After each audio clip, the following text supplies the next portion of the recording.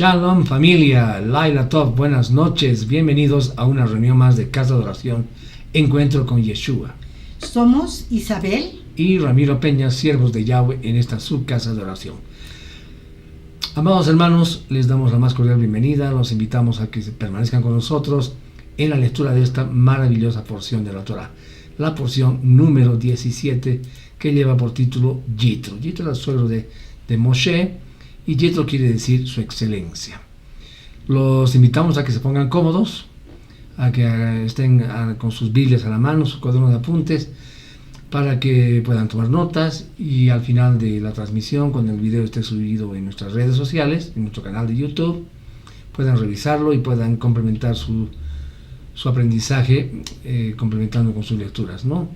Entonces, amados hermanos, sin más, pónganse cómodos y comenzamos esta hermosa porción. En el estudio de la Torah de la semana pasada, recuerdan ustedes que se llamaba Beshalach. Elohim sacó a Israel de Egipto y dividió el mar para salvarlos de Faraón, recuerdan ustedes, ¿verdad? Y sobre todo de los egipcios, del ejército egipcio. Elohim proveyó las necesidades de su pueblo en el desierto, haciendo llover maná del cielo y sacando más bien agua de la roca, ¿verdad? Esta semana en la parashá Yitro, el suegro de Moshe, Yitro viene de Madián junto con la esposa de Moshe y 2 hijos para encontrarse con él en el campamento de los israelitas, después de escuchar todos los grandes milagros que Elohim había realizado para liberar a su pueblo. Debemos recordar, amados hermanos, que los nombres de las parashot, de las porciones semanales de la Torah, vienen de la primera palabra significativa que aparece en la porción de la Torah que vamos a estudiar. En este caso, Yitro es el suegro de Moisés y es además un sacerdote de Madián. Y dice la palabra que llegó con la esposa y sus hijos, los hijos de Moisés, ¿verdad? Amén. En los sacerdotes, Shemot 2 del 16 y 21 dice: las 7 hijas de un sacerdote de Madián vinieron a sacar agua. Ellas habían llenado las pilas para dar a beber a las ovejas de su padre Yitro. Moshe, dice el versículo 21, estaba feliz de quedarse con el hombre y le dio a Moshe su hija Sípora, que quiere decir ave, en matrimonio. El Targum llama a Yetro jefe de Madián en lugar de sacerdote, aunque aclara que los creyentes en el Elohim de Israel en Shemot 19:6 eran y fueron llamados sacerdotes y reyes. Es correcto, y ese versículo de Shemot 6 del capítulo 19 dice: y ustedes serán, dice, un reino de Kohanim para mí, un reino de sacerdotes para mí, una nación santa.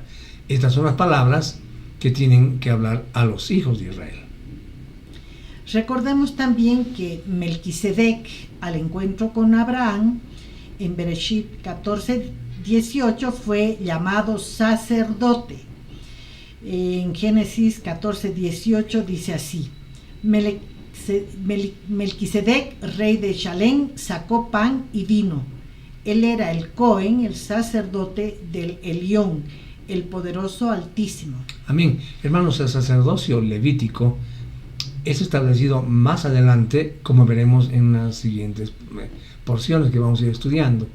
Entonces, Yetro, de acuerdo al Talmud, Sebahim 116a y la Mekiltá anota que en las escrituras el nombre del suegro de Moisés aparece diferente en al menos 7 oportunidades. Se lo conoce como Reuel, Yeter, Yitro, Jovev, Heber, Keni y Putiel, cada uno con un propósito específico. Amén. Entonces, hermanos, con esta breve introducción, los invitamos a permanecer con nosotros y a continuar con la lectura de esta hermosa porción.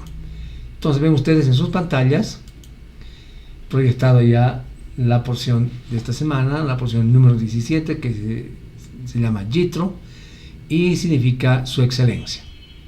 La base bíblica está en el libro de Shemot 18.1 hasta el 20.26. La porción profética, el Haftarah, está en Isaías 1, 6.1 al 7, 6, 9 y 9 de 5 al 7. Y del pastor renovado de Brit Hadashah, todos los que ven en su pantalla, y vamos a transitar por algunos más durante el transcurso de la lectura. Entonces, mis amados hermanos, los invitamos a leer el versículo número 1 junto con nosotros. Ahora Yitro, el sacerdote de Madián, el suegro de Moshe, oyó todo lo que Elohim había hecho por Moshe y por Israel, su pueblo, como Adonai había sacado a Israel de Egipto. Amén. Era inevitable, mis amados hermanos, que tan grandes maravillas quedaran ocultas, ¿verdad?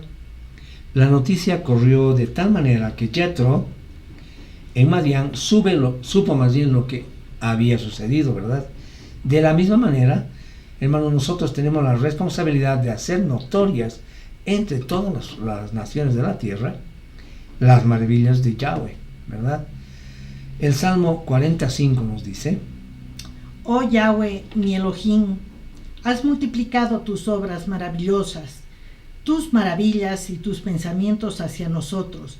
Nadie se puede comparar a ti. Yo las proclamaré, yo hablaré de ellas, pero hay demasiado que decir. Amén. Amén.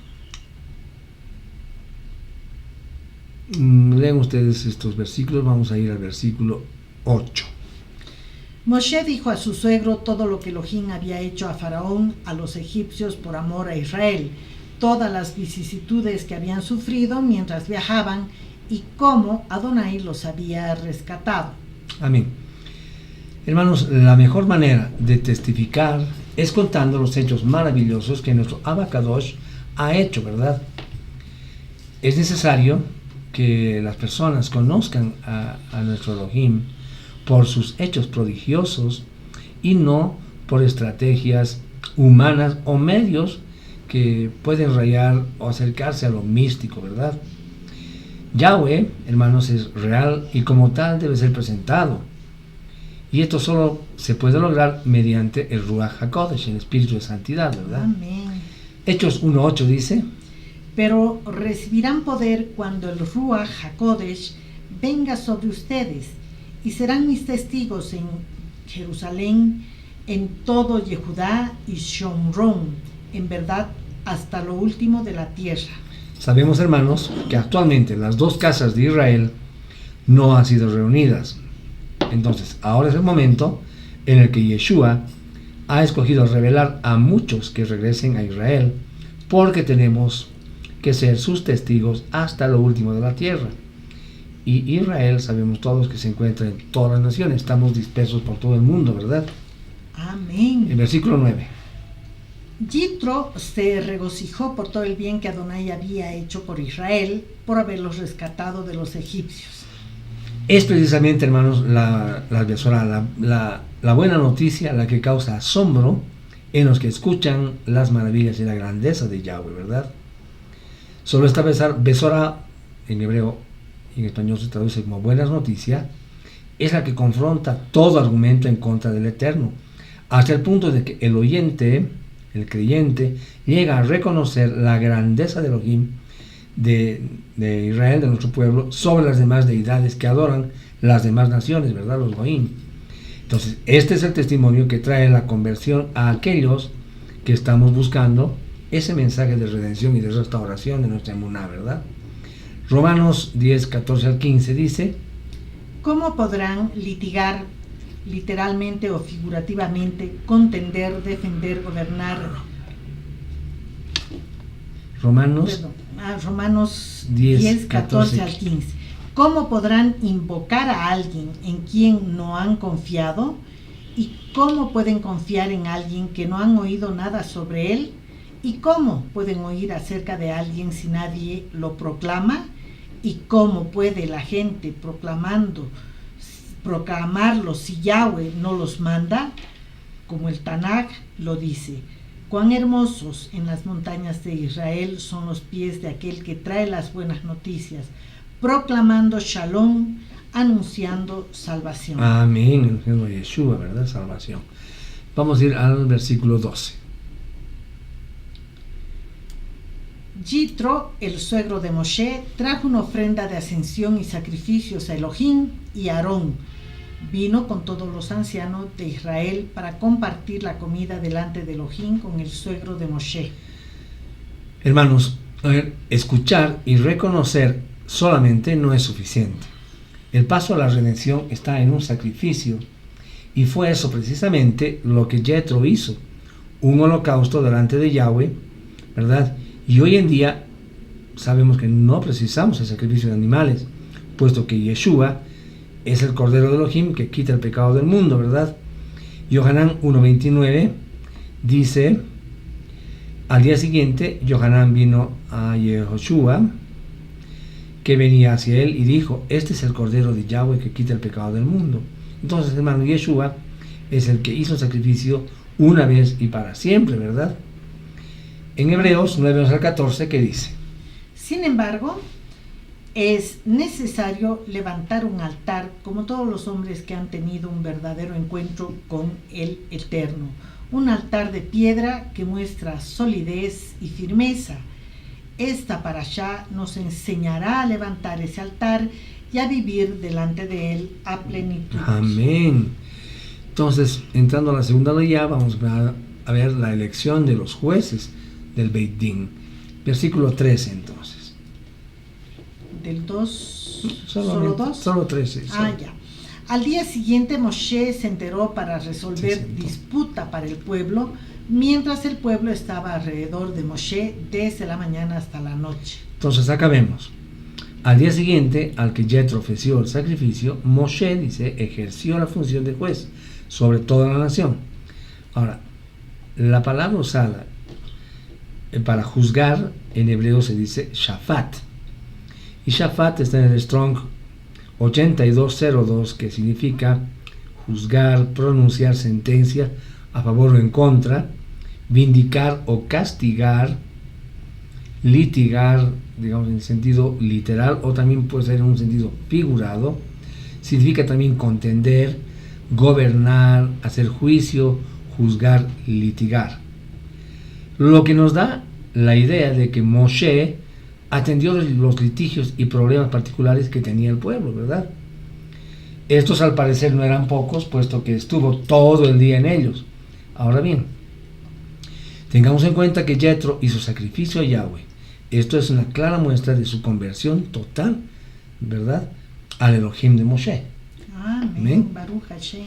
Entonces, 17 y 18. El suegro de Moshe le dijo a él: lo que estás haciendo no es bueno. A ver, para entrar en contexto, leeremos desde el... ¿qué versículo hemos leído ahorita? 16. El 13, ¿no? 17. 13. Leeremos desde el 14 al 18.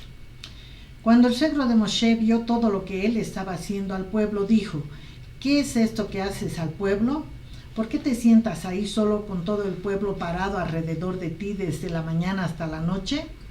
Moshe respondió a su pueblo, a su suegro: es porque el pueblo viene a mí para buscar el consejo de Elohim.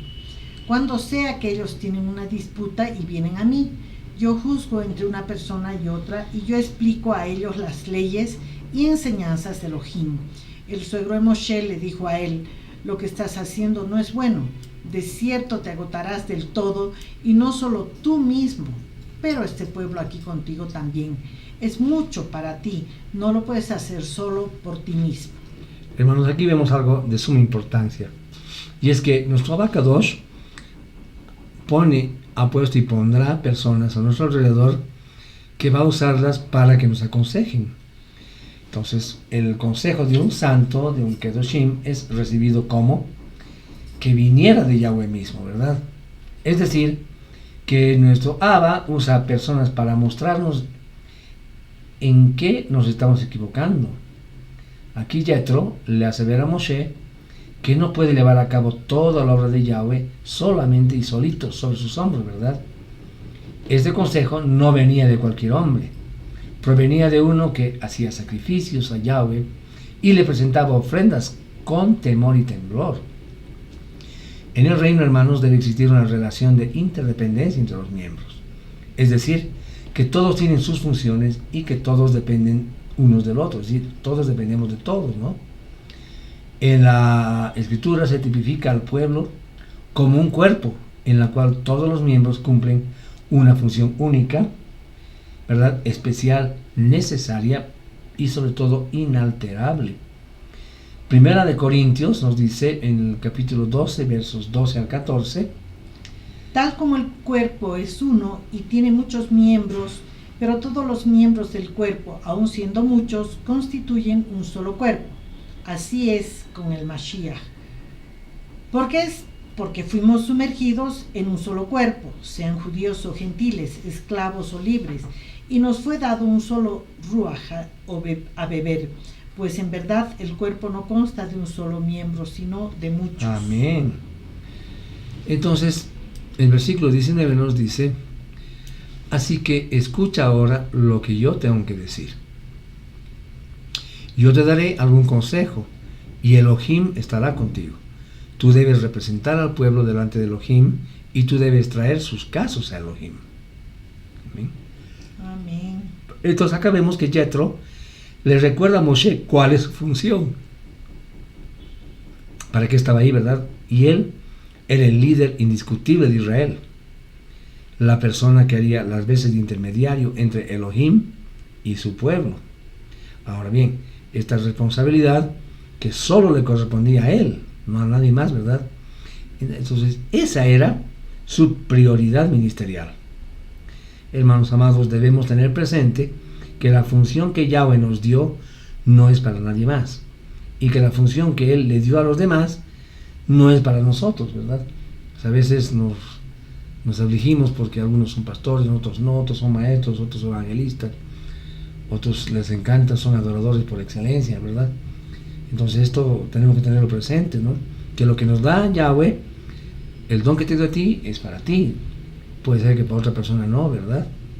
Entonces, este es un principio de bendición, hermanos, que no podemos dejar pasar por alto. Primera de Corintios 12, 21, 22 dice: por tanto, el enojo no puede decir a la mano, no te necesito, o a la cabeza, a los pies, no los necesito. Antes bien, dice este versículo, los miembros del cuerpo que parecen menos importantes finalmente son los más necesarios. Amén. Amén. 21. Pero debes escoger de entre todo el pueblo hombres competentes que son temerosos de Elohim, honestos e incorruptibles, que odien el orgullo para ser sus jueces, a cargo de miles, 150 y 10. Bien. Acá, mis amados hermanos, encontramos el principio más elevado del liderazgo espiritual. Y ese es el acto de delegar. Hermanos, solamente los grandes líderes entienden este principio correctamente. Ahora, el tema está en no delegar a la ligera, ¿verdad? Hay que saberlo hacer. Estas personas a las que las vamos a delegar, debemos elegir, y estas personas deben cumplir algunas características. Entre las principales están que sean capaces, ¿verdad? Es decir, esta cualidad alude a personas que tengan dotes para el liderazgo, es decir, que sean idóneos, íntegros, ¿verdad? Tzadiks. Segundo, que sean temerosos de Elohim. Para ejercer un liderazgo espiritual, hermanos, se necesita más que todas las cosas una vida espiritual que respalde su ministerio, ¿verdad? Es decir, debe ser una persona que manifieste frutos del Espíritu, frutos del Ruach, es decir, tenemos que tener un buen testimonio, ¿verdad? No podemos hablar de cosas santas que Doshim y sin embargo tener una vida desordenada, ¿verdad? O todavía con un pie en el mundo y otro pie en la Keilah, ¿no? En la espiritualidad de Yeshua. Tercer punto es que estas personas deben aborrecer, estar en total desacuerdo con las ganancias deshonestas. Es decir, que no caigan en descréditos por sobornos o por, y fíjense, esto es muy importante, por acepción de personas, que suele ocurrir en muchas congregaciones e iglesias.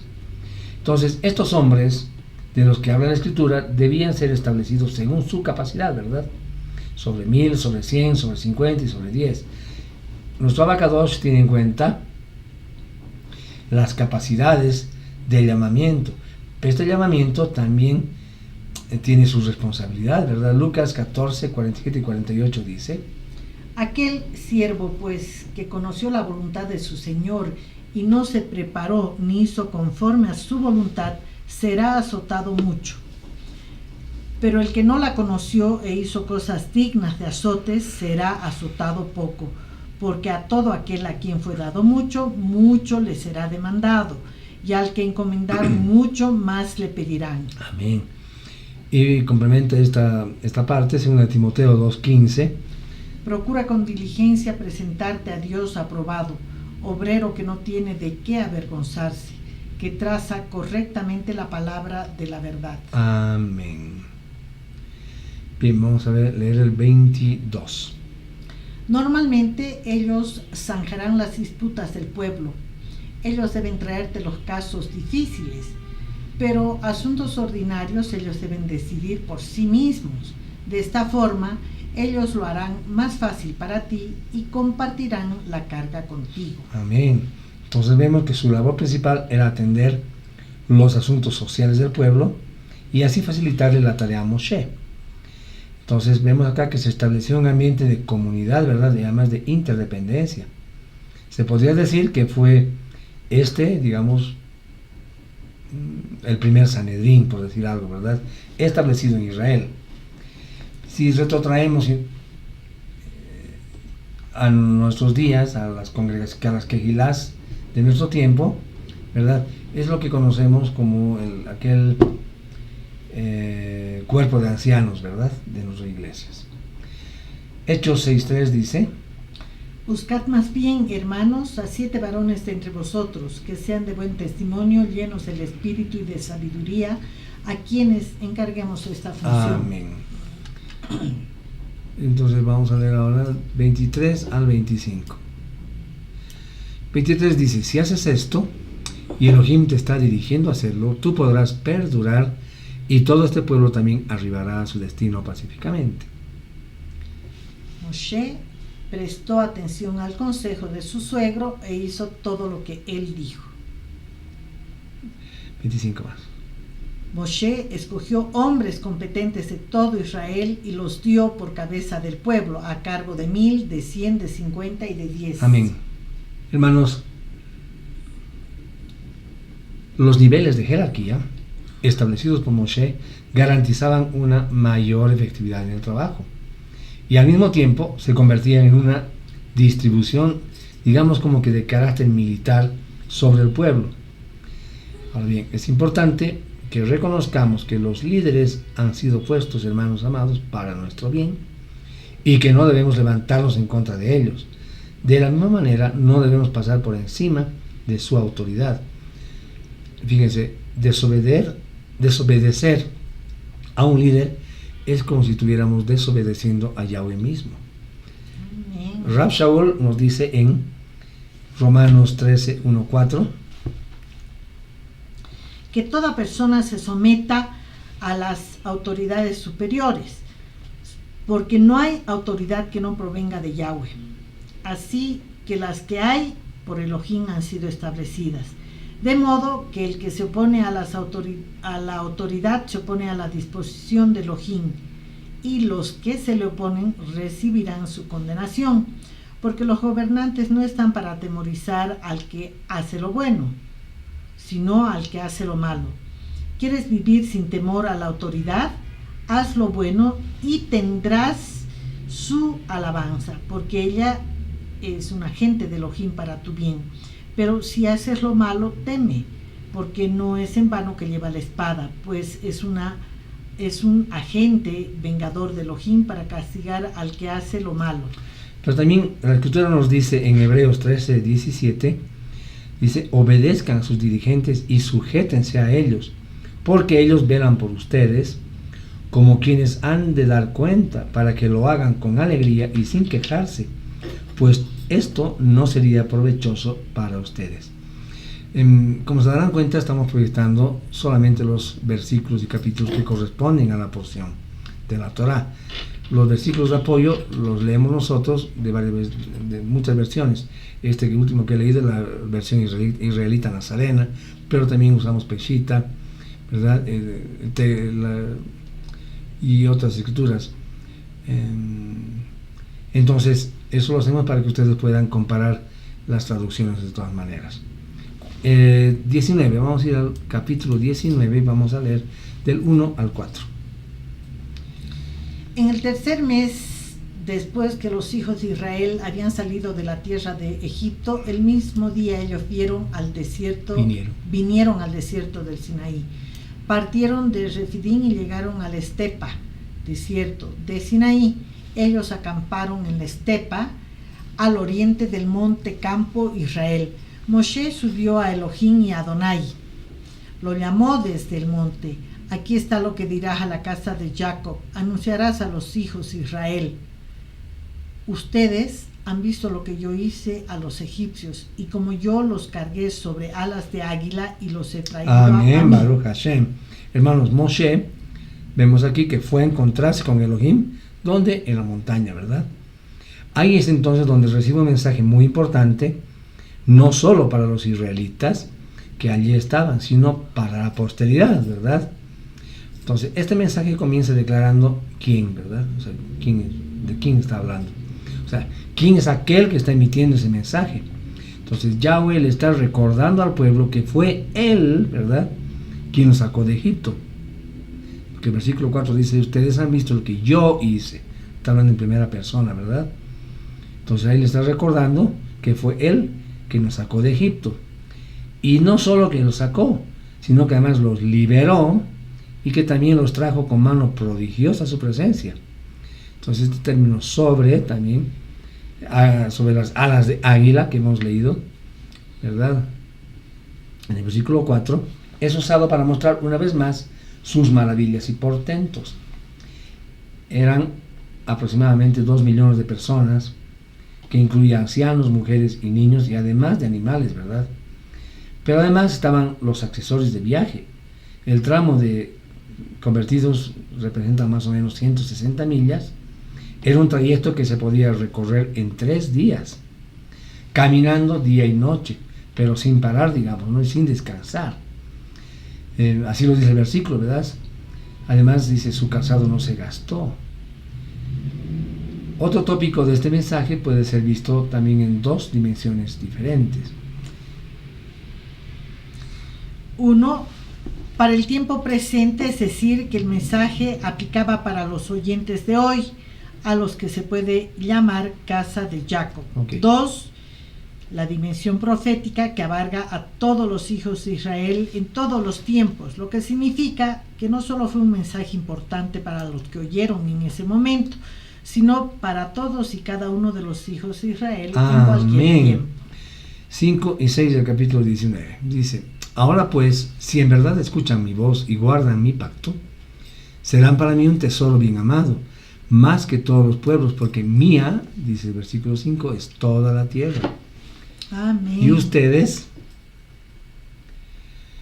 serán un reino de Kohanim para mí, una nación apartada. Estas son las palabras que tienen que hablar a los hijos de Israel. Amén. Hermanos, entonces, con base en esta declaración y basados en el hecho de haber sido quien los trajo de Egipto y los liberó con mano prodigiosa, Elohim les da un mensaje muy importante del que dependería su relación con él en los siglos venideros.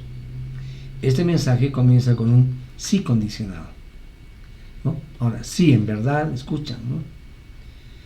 Lo que nos muestra que nuestra relación con él depende de nuestra, ¿qué?, fidelidad y obediencia, ¿verdad? Amén. Porque él siempre es fiel.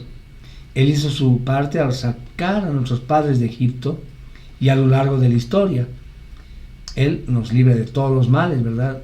Nosotros no hacemos nada para ganar su favor, puesto que él nos escogió de manera incondicional de entre todas las naciones de la tierra. Devarim, Deuteronomio 10:15 dice, sin embargo, fue a tus padres que se apegó Yahweh en su amor por ellos, de modo que los escogió a ustedes de entre todos los pueblos, como es ahora el caso. Amén. Pero hermanos, la bendición es condicional, es decir, depende primero de escuchar la voz de Yahweh y sobre todo de qué, de cumplirla. En una sola palabra, lo que siempre hablamos todas las semanas, ¿verdad? Obediencia. Entonces podremos recibir las bendiciones de Yahweh. La mayor de todas las bendiciones es ser ese tesoro especial de nuestro Boreolam, del Creador, ¿verdad? Es nuestro deber comportarnos como ese reino sacerdotal y gente santa que Elohim demanda. Entonces Deuteronomio de Barim 28:1-2 establece esa condición para la bendición. Amén. Deuteronomio 28 de 1 al 2. Si escuchas atentamente a lo que Yahweh tu Elohim dice, observando y obedeciendo todos sus mandamientos que yo te estoy dando hoy, Yahweh tu Elohim te levantará por sobre todas las naciones de la tierra y todas las siguientes bendiciones serán tuyas en abundancia. Si tú haces lo que Yahweh tu Elohim dice, hermoso, Baruch Hashem, ¿verdad? Y Josué 1:8 dice que guardemos este libro de la Torah, ¿verdad? Que lo retengamos en nuestros labios y meditemos en él de día y de noche. ¿Para qué? Nos dice, para que tengamos cuidado de actuar conforme a todo lo que está escrito en él. Y además nos da una promesa hermosa, nos dice que todos nuestros emprendimientos, nuestras empresas van a prosperar y van a tener éxito. Amén. Amén. Obediencia. 19:8. Todo el pueblo respondió como uno. Todo lo que Adonai ha dicho, nosotros haremos. Moshe reportó las palabras del pueblo a Adonai. Vemos acá entonces, hermanos amados, que ese día el pueblo respondió positivamente. ¿Verdad? Amén. A ese pacto que Yahweh estaba estableciendo con el pueblo. Lo que los hacía, de alguna manera, hermanos, responsables en caso de que lo quebrantaran, ¿verdad? Es por eso, por lo que a lo largo de la historia, Elohim les reclama haber quebrantado dicho pacto. Esta desobediencia establecería la historia de las dispersiones, que hoy en día no se tiene en cuenta para la restauración de todas las cosas, ¿no ven, hermanos amados? Amén. Hoy se predica un evangelio, una buena noticia, totalmente alejada del entendimiento de lo que causó esa mala noticia, ¿verdad? Primera de Reyes 11:30-31 dice: Entonces Ahías tomó el manto nuevo que llevaba sobre sí, lo rasgó en 12 trozos y dijo a Jeroboam: Toma tus 10 trozos, porque así dice Yahweh, Dios de Israel: He aquí, yo rasgo el reino de la mano de Salomón y a ti te doy 10 tribus. Amén. Entonces, ese entendimiento hoy no se lo tiene, ¿verdad? Pero nosotros, hermanos, somos privilegiados porque hemos recibido, pues, estamos siendo parte de la restauración de todas las cosas, ¿verdad? Estamos en un proceso de restauración de nuestra fe. Entonces, cuando entendemos esto, toman sentido mucho los versículos de Hechos 1:6, que dice: cuando estaban juntos le preguntaron: Adón, ¿en este tiempo restaurarás el gobierno de Israel? Y si vamos al Tanakh, en Amos 9:11 dice: en aquel día levantaré el tabernáculo de David, ya caído, y cerraré sus brechas y reconstruiré sus ruinas, y yo edificaré como en los días de antaño. Amos 9:14 dice: y haré volver del cautiverio a mi pueblo Israel, y reedificarán las ciudades asoladas y las habitarán, y plantarán viñas y beberán su vino, y harán huertos y comerán su fruto. Amén, Baruch Hashem. Amén. Oseas 1:10, la segunda parte dice: y sucederá que donde se les haya dicho: vosotros no sois mi pueblo, se les dirá: hijos del Dios viviente. Qué belleza, ¿verdad? Amén. Amén. 9. Adonai dijo a Moshe: Mira, yo estoy viniendo a ti en una nube espesa, para que el pueblo pueda oír como yo hablo contigo, y también que confíen en ti para siempre. Moshe había dicho a Adonai lo que el pueblo había dicho. Bien, aquí hay una versión de que dice: para que el pueblo, ¿verdad? En el versículo 9, está modificada por la palabra abur en el Strong 5668, que significa por amor o por causa de, ¿Por qué motivo? Es decir, que Yahweh se hizo audible a todo el pueblo para que confiara en Moshe por amor de ellos mismos. Qué interesante, ¿no? 10 y 11. Amén. Así que Adonai dijo a Moshe: ve al pueblo hoy y mañana, apártalos para mí, haciendo que ellos laven sus ropas y se preparen para el tercer día, porque en el tercer día Adonai descenderá en el monte Sinaí delante de los ojos de todo el pueblo. Amén. Wow. La orden, entonces, vemos, hermanos, que fue básicamente hacer tevilá, inmersión, ¿verdad? La frase al tercer día hace alusión a la resurrección de Yeshua como la muestra más elevada de la gloria de Yahweh. Ahora bien, este término siempre está mostrando el tiempo profético del regreso del Mashiach para que venga a reinar. En la mañana del tercer día, o sea, 2000 años de redención y 1000 de reinado, ¿verdad? Hay que entender eso. Segunda de Pedro 3:8 dice: pero amados, no ignoréis esto, para que el Señor un día es como 1000 años y 1000 años como un día. Para tenerlo en cuenta, ¿verdad? Del 12. Pondrás límites para el pueblo todo de alrededor y dirás: tengan cuidado de no ir a la montaña ni aún tocar su base. Cualquiera que toque la montaña de cierto será puesto a muerte. Amén. Hermanos, hay un comentario del doctor Vlad que dice: la santidad implica reconocer los límites. Los límites son los que santifican. Santidad significa hacer una división entre una cosa y otra. En el reino de los cielos hay muchos límites, como hemos visto en relación con la escalera de Jacob. Hay niveles y límites. Cuanto más santa sea una persona, más podrá acercarse al Eterno. La santidad tiene que ver con acercamiento. Los límites fueron puestos para dividir entre el pueblo y los sacerdotes. El pueblo no podía traspasar esos límites. Es muy grave traspasar los límites que el Eterno marca. Siempre trae graves consecuencias, y el pueblo no había aprendido esta lección, y el Eterno le insta a Moshe varias veces a advertir al pueblo para que no traspasara esos límites. ¿Amén? 14 y 15. Moshe descendió del monte al pueblo y apartó al pueblo para Elohim, y ellos lavaron sus ropas. Él dijo al pueblo: prepárense para el tercer día, no se acerquen a una mujer. Esto es muy interesante, ¿no?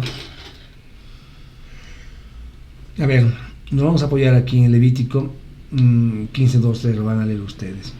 Pero está hablando acá en el versículo 15, al decir no se acerquen a una mujer, se refiere al flujo de semen, que en ese instante producía impureza ritual. Es por eso por lo que los hombres no podían tener relaciones sexuales durante ese tiempo para mantenerse puros.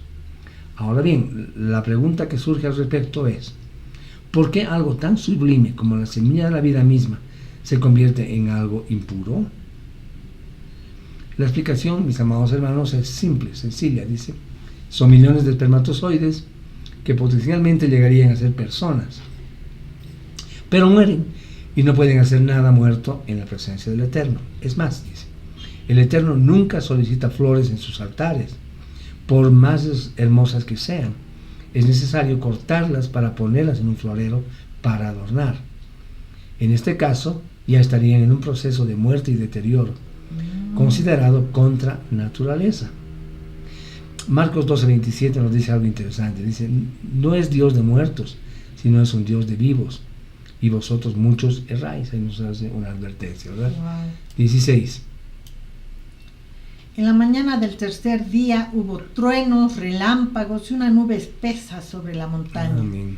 Entonces un shofar sonó tan altamente que toda la gente en el campamento tembló. Esta fue, por decirlo menos, la primera celebración de Shavuot, fiesta de las trompetas, ¿verdad? En esta fiesta se celebra la entrega de la Torá desde el cielo. Es por eso por lo que después de la resurrección de Yeshua se recibe una vez más la Torá, solo que esta vez fue grabada en los corazones de los creyentes, ¿verdad? Jeremías 31:3 dice: porque este es el pacto que haré con la casa de Israel después de esos días, dice Yahweh. Yo ciertamente pondré mi Torá dentro de ellos y la escribiré en sus corazones. Yo seré su Elohim y ellos serán mi pueblo. Amén. Otra perspectiva importante para aclarar es la que hoy podemos leer en Shemot 2, 1 al 2. Cuando llegó el día de Pentecostés, estaban todos unánimes juntos, y de repente fue hecho en el cielo un estruendo como de una ráfaga de viento impetuoso, el cual llenó toda la casa donde estaban sentados. Amén. Pentecostés, hermanos, que lo conocemos también como Shavuot en hebreo, y significa semanas. La interpretación acomodada de la teología moderna, por decirlo de alguna manera, busca dar a entender que en ese día de Pentecostés, es decir, la fiesta de Shavuot, se fundó la iglesia cristiana. Este, hermanos, es un gravísimo error, pues Mashiach no vino a crear nada nuevo en ese momento. La palabra nuevo, está definida en el Strong bajo variables de los vocablos que representan similitud en ese propósito que tiene. Y conocemos que es Hadashah, por ejemplo, ¿no? Hadash, que significa reconstruir, componer, rejuvenecer, renovar, reparar o restaurar. Presenta el fundamento de la palabra como tal. Seguidamente, el Strong 2319, Hadash, que es completamente idéntica a la anterior, permanece como raíz. Esta palabra es definida como nuevo solo a modo de entendimiento para la traducción. Siguen, ¿verdad? Recordemos que hay palabras que no tienen definición cuando se intenta traducir de un idioma a otro. Ahora, ¿por qué tanta insistencia? ¿Por qué insistimos tanto en esta apreciación? Porque es necesario, mis hermanos, confirmar lo que la Escritura establece. En Eclesiastés 1.9 dice: lo que ha sido es lo que será, lo que ha sido hecho es lo que será hecho, y no hay nada nuevo debajo del sol. Ok, en el hebreo la palabra bara significa crear, o sea, crear de la nada. Es utilizada en el primer capítulo de la Escritura por parte de Elohim, Bereshit, ¿verdad? Quien es el único que bara, o sea, que crea de la nada. A partir del establecimiento de todos los elementos de nuestro Elohim, ¿verdad? Bara, o sea, Elohim creó, se ejecuta en la renovación de todas las cosas para diseñar y redefinir lo que Elohim ya bara, lo que Elohim ya creó, ¿verdad? El hombre no inventa y no crea, solamente descubre. Amén. Amén. 19:21. Adonai dijo a Moshe, 20:21 leeremos. Adonai descendió sobre el monte Sinaí a la cumbre del monte. Entonces Adonai llamó a Moshe a la cumbre del monte. Adonai dijo a Moshe: desciende y advierte al pueblo que no traspasen el límite para ver a Adonai. Si lo hacen, muchos de ellos perecerán. Amén. Entonces, los límites establecidos por Yahweh son para nuestro bien, ¿verdad? De hecho, en eso consiste la santidad, en no violar los límites que el Altísimo nos ha puesto. A veces, los límites son niveles de santidad y responsabilidad que Elohim establece, ¿verdad? No es lo mismo el nivel de santidad y responsabilidad de un sacerdote al de uno que no es sacerdote, ¿verdad? Y es que a veces queremos ciertos niveles de responsabilidad para los cuales aún no estamos preparados. Entonces, esto desencadena regularmente en un fracaso, ¿verdad? No todos los líderes de Israel puestos por Moshe estaban sobre miles. Había unos sobre 100, otros sobre 50 y otros sobre 10, dependiendo del nivel de cada cual, ¿verdad? Entonces, traspasar esos límites puede ser fatal. Estos límites, hermanos, se respetan cuando hay temor a Yahweh. Mateo 10:28 dice: no teman a los que matan el cuerpo, porque no tienen poder para matar el alma. Por el contrario, teman al que puede destruir ambos, cuerpo y alma. Amén. Amén. Hebreos 12:28-29 nos dice algo muy bonito. Por lo tanto, puesto que hemos recibido un reino inconmovible, tengamos gratitud y mediante ella podamos ofrecer servicio que sea agradable a Yahweh con reverencia y temor. Porque en verdad, dice este versículo, nuestro Elohim es fuego consumidor. Amén. Amén. 22. Aún los Kohanim, los sacerdotes, que les es permitido acercarse a Adonai, tienen que mantenerse kedoshim. De lo contrario, Adonai puede irrumpir contra ellos. Amén.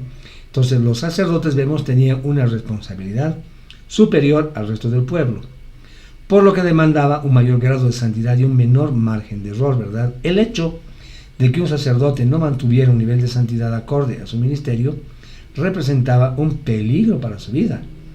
En Vaikra 10, 1 y 2 dice: pero Nadab y Abiú, los dos hijos de Aarón, cada uno tomó su incenciario, pusieron fuego en él, pusieron incienso en él y ofrecieron fuego extraño delante de Yahweh, algo que Yahweh no les había ordenado hacer. A este fuego salió de la presencia de Yahweh y los devoró, dice la palabra, ¿verdad? Así que ellos murieron en la presencia de Yahweh. Hermanos, hoy somos llamados a formar parte de un reino sacerdotal. Entonces no debemos olvidar nuestra responsabilidad de que de mantenernos puros. Amén. Amén. Bien, capítulo 20. Vamos a comenzar a leer las Asedet Hadibrot, que son las 10 declaraciones. Verso 1. Y Elohim, Aleftab, habló enfáticamente todas estas palabras diciendo. Amén. Fíjense, Elohim Aleftab y Elohim, principio y final, ¿verdad? Hablando de Yeshua, habló enfáticamente todas estas palabras diciendo. Bueno, hermanos, aquí que vemos. Acá comienza el relato de lo que mal se conoce como los 10 mandamientos, ¿verdad? En realidad son 10 enunciados o 10 palabras, como dice, 10 declaraciones, como vemos ahí en la pantalla, ¿verdad? Que contienen, hermanos, importantísimas instrucciones. Estas 10 declaraciones constituyen la Torah moral de Yahweh. En términos de estudio del Drash, que es el tercer nivel del Pardes del estudio de la Torah, esta porción es llamada Kalá, novia, pues se entrega el contrato matrimonial, que en hebreo se dice ketubá, ¿verdad?, a la novia, la cual es su pueblo. Este contrato es nada más y nada menos que la Torah, es decir, los mandamientos son los votos matrimoniales. Me van siguiendo, ¿no? Y Moshe hace el papel de notario de esta ceremonia. Es de carácter primordial conocer las etapas de una boda hebrea, porque de ello depende entender completamente el plan redentor para Israel. Al final vamos a hacer una enseñanza de solamente ver los aspectos, las características de una boda hebrea. Eso lo vamos a dejar para una siguiente enseñanza. Entonces vamos con las palabras, ¿verdad? 22. Aleph, yo soy Adonai tu Elohim, quien los sacó de la tierra de Egipto, fuera de la casa de esclavitud. Amén. Hermanos, esta es la primera de las 10, de estas 10 declaraciones. Comienza declarando quién es el que habla. Hermanos, es esta la base de toda la Torah. Toda la Torah está basada en la persona de Yahweh mismo. Cuando lo entendemos como mandamiento, estamos tocando la base fundamental y la columna vertebral de la fe hebrea. Porque dice: yo soy Yahweh tu Elohim. Yo soy Adonai tu Elohim. Amén. Es nuestro verdadero sentido de pertenencia. O sea, dependemos de Él, ¿verdad? Él es nuestro único Dios, es el Ejad para nosotros. 23 al 6. No tendrás otros dioses delante de mí, no te harás para ti imagen tallada de ningún tipo de representación de ninguna cosa encima en el cielo, ni abajo en la tierra, ni en las aguas debajo de la tierra. No te inclinarás a ellas, ni las servirás, porque yo, Adonai tu Elohim, soy un Elohim celoso, el Caná, castigando a los hijos por los pecados de los padres hasta la tercera y cuarta generación de aquellos que me odian. 6 más. Y que usas de misericordia en millares de generaciones para aquellos que me aman y guardan mis mandamientos. Amén. A ver, la segunda palabra alertaba a no poner a nada ni a nadie por encima de Yahweh, ¿verdad?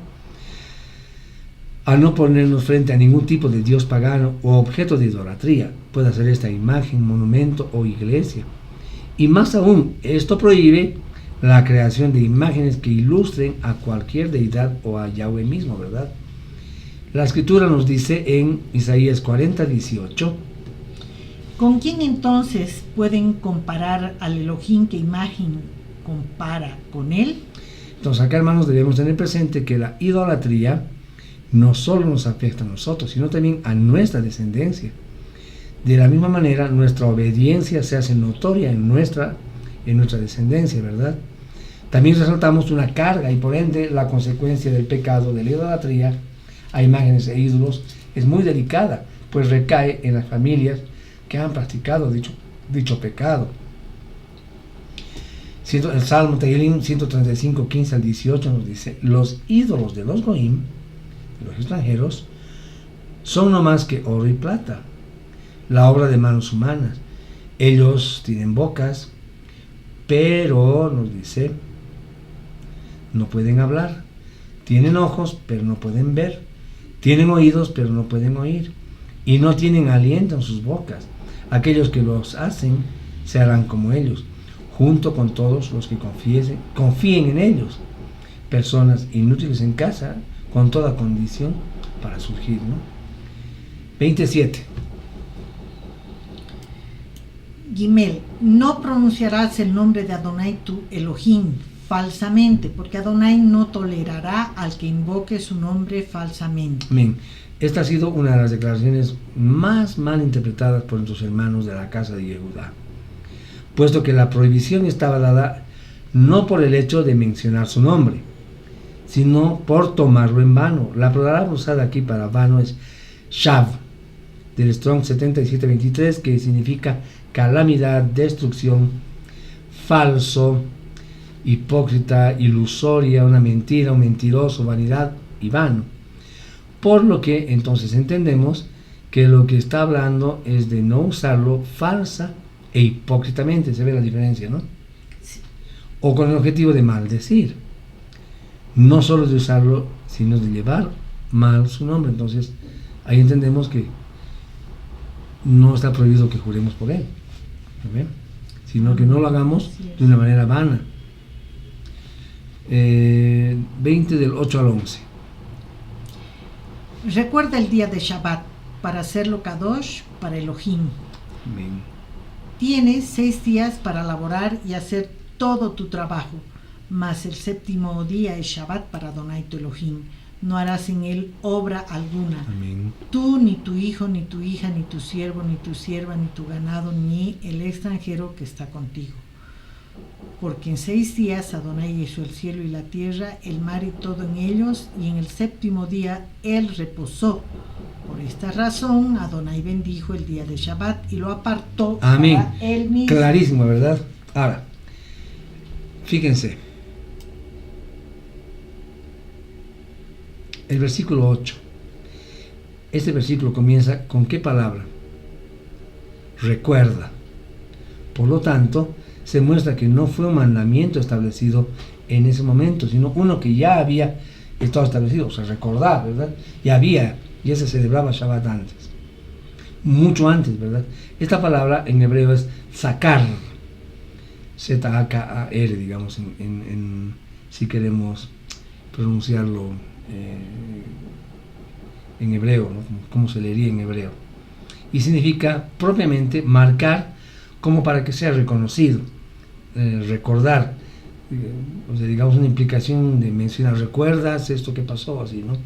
Entonces vemos que este día es establecido por y para Yahweh.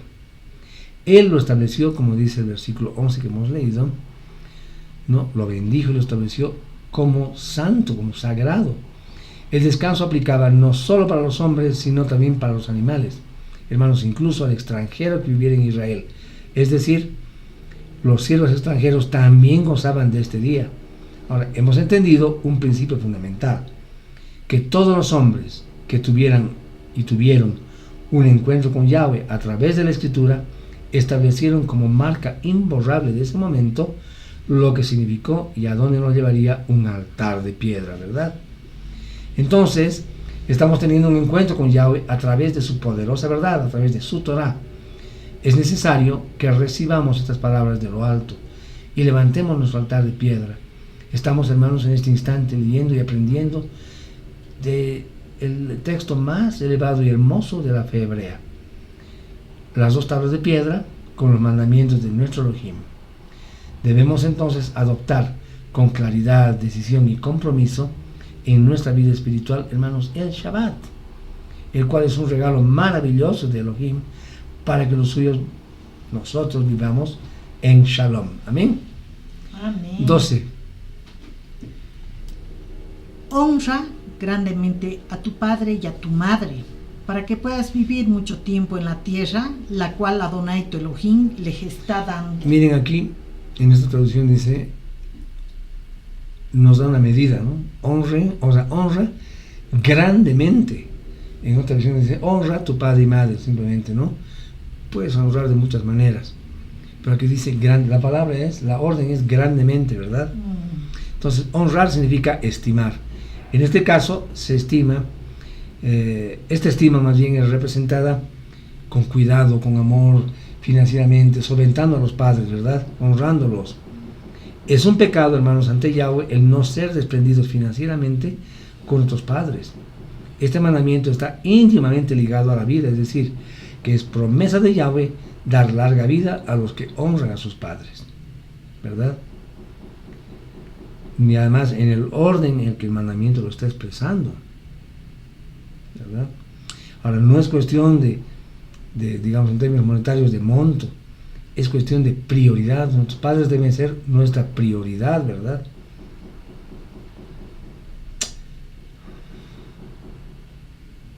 Para que, además nos dice la promesa, ¿no? Para que se alargue tu vida en la tierra que Yahweh tu Elohim te da. Wow. Vamos a 20:14. El 20:13. No asesinarás. Sí. El mandamiento consiste en no cometer asesinato. Se trata de un acto premeditado y consciente del que lo lleva a cabo, ¿verdad? Ya sea por venganza u otro motivo. No así cuando se hace juicio o se actúa en defensa propia. Entre, por ejemplo, los accidentes se mata, pero no se asesina. En el ejército y la policía se mata en favor de la defensa. ¿Amén? Amén. 14.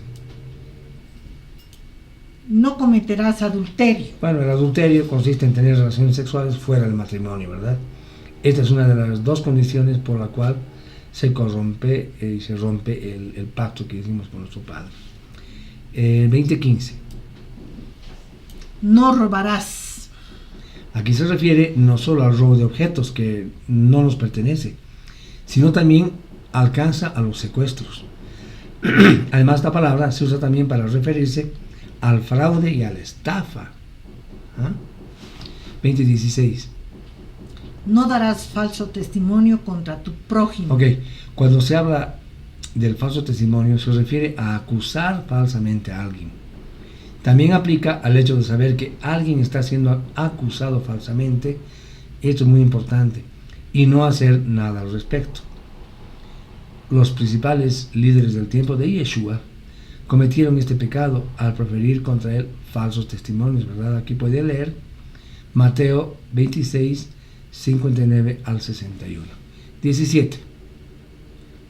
No codiciarás la casa de tu prójimo, no codiciarás la esposa de tu prójimo, su esclavo o su esclava, su buey, su asno, ni nada que pertenezca a tu prójimo. A ver, hermanos, el hecho de desear algo que le pertenece a alguien es llamado codicia. David cayó en ese pecado, el Melech David, cuando codició a la esposa de Urías, el eteo, ¿verdad? Lo que lo llevó a deshacerse de uno de sus más leales hombres con tal de quedarse con su esposa. Para recordar y refrescar su memoria, puede leer 2 de Samuel 11, 14 al 15. Bien. 20:18. Todo el pueblo sintió los truenos, los relámpagos, el sonido del shofar y la montaña humeando. Cuando el pueblo lo vio, ellos temblaron, parados a la distancia. Wow. Fue tan grande y sublime este evento que provocó gran temor en el pueblo, imagínense ustedes. Esta fue la primera fiesta de Shavuot que vivió el pueblo de Israel. Un evento similar ocurrió en otra celebración de Shavuot y es la que se registra en capítulo de Hechos, capítulo 2, en la que el Ruach HaKodesh se derramó sobre los creyentes en Jerusalén. Bien, 19 y 20. Moshe respondió al pueblo. 19. Ellos dijeron a Moshe: tú habla con nosotros y nosotros escucharemos, pero no dejes que Adonai hable con nosotros o moriremos. Moshe respondió al pueblo: no tengan temor, porque Elohim solamente ha venido para probarlos y hacer que le teman a él, para que no cometan Amén. pecados. Entonces fue tan grande el temor, hermanos, que provocó la presencia de Yahweh, que el pueblo, como hemos leído, no quiso que él hablara con ellos, sino que hablara directamente con Moshe. Es por eso por lo que Moshe le dice que ellos habían sido testigos de esto con el fin de que el temor reverente estuviera siempre en ellos. Versículo 23. No harán conmigo dioses de plata, ni se harán dioses de oro para ustedes mismos. Amén. Muy bien. Y hay otro que quería leer con ustedes. Bien. Hermanos, con esto habríamos acabado la porción de la semana. En esta parashá se encuentran los mandamientos 25 al 41 de los 613 que se registran en la Torá. Amén. Amén. Baruch Amados Hashem. hermanos, espero que esta porción haya sido de gran bendición para sus vidas, como lo fue para nosotros. Le agradecemos a nuestro Abacadosh, que nos ha dado el privilegio de reunirnos una vez más en ese su infinito amor para con nosotros, pidiéndole que nos pueda dar ese privilegio de estar juntos nuevamente el siguiente Shabbat. Amén. Amén. Amén. Baruch Entonces, que Hashem. la bendición de Dios, de nuestro Abacadosh, descienda sobre todos ustedes, sus familias, mis amados hermanos.